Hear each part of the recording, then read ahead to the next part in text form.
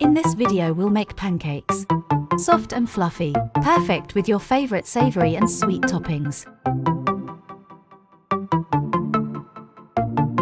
In a large bowl, combine the self-raising flour, sea salt and caster sugar, and then mix briefly.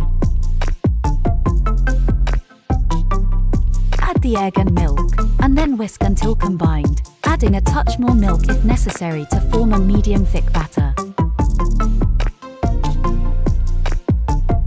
Heat a pancake pan or non-stick frying pan over a medium-low heat. Add 1 ladle of pancake batter to the pan, and cook until bubbles begin to appear across the top of the pancake.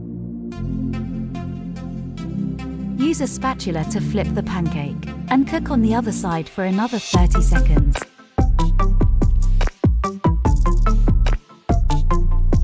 As you make the pancakes, keep them covered in a clean tea towel to stay warm and finish cooking.